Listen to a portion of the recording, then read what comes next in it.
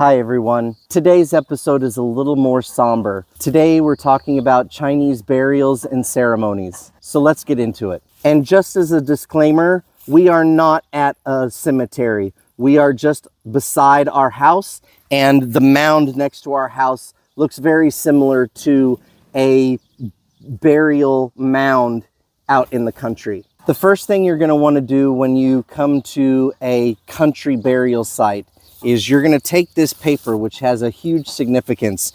This signifies money, and you are wanting to contribute to your past family's bank account in a way. You're going to take a page of the paper and you're going to put it on top of the mound. This mound is also significant, but mostly just in the country. So in the cities and the suburbs, you're going to find cemeteries that are very similar to the ones we have in the States. You're going to have the headstones, and you're going to have, the flat earth in front of the headstones, whereas in the country, they are big mounds. And that is because they don't actually bury the entire casket. Half of the casket is underground and half of the casket is above ground, and then they put dirt over the top of it and keep the mound.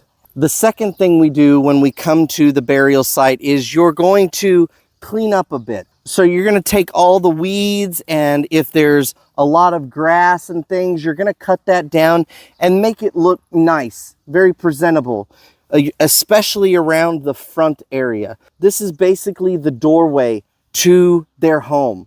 So we're going to take these incense and we're going to put those at the front of the door. Now, you're just going to have to pretend with me that these are actually incense. We did our ceremony this morning for my grandfather-in-law, and so we used them all. But we're going to put these twigs here just to show you what it would look like. So we're going to light those incense, and basically all this is letting the family know that you're here. You're here to say hello, and you're here to thank them for everything that they did and everything that they were while they were alive. Another thing you'll notice is that we have an odd amount of plates, and on the plates, each one of the items on the plates is also an odd number. Also, the plates are in a straight line. This is something that my father-in-law reminds me of often, because when I'm setting the table for dinner, a lot of times I will put plates in the center of the table and it'll be a straight line. And he'll come behind me and he'll move them. I don't know why they do this, but traditionally they keep everything in a straight line for the dead. So the next part is going to be burning.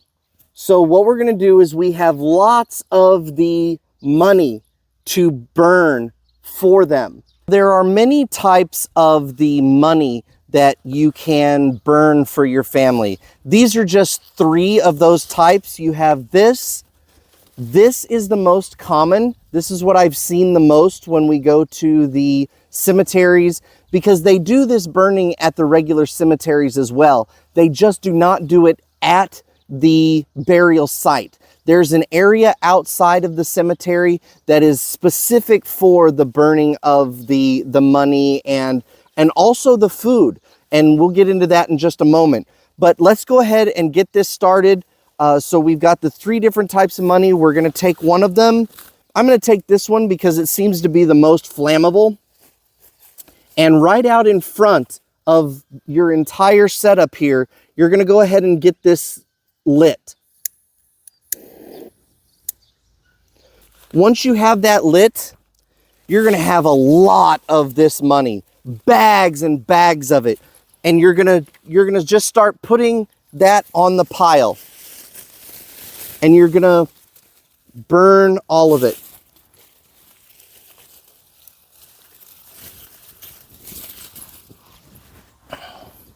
And you can take some of the food and you put that in there. Now you're gonna make sure that all of this is burning down to ash. You don't want to leave any paper unburned because that means that the money didn't make it. We're going to sit here. While we're sitting here, maybe you're reflecting on the good times with your family. You're talking to the family that's with you during the ceremony and talking about the good times with them and just remembering them, much like we would do back home in the States. Now that we have all of the money burned down to ashes, the last part of the ceremony is to bow to your ancestors. So you're going to put your hands on the ground. 1, 2, 3. So the significance of the bowing is for showing your appreciation and respect for your ancestors. If you and your heritage have something similar to this, we'd love to hear about it in the comments below. If you liked this episode, please hit that like and subscribe, and we'll see you next time. Bye.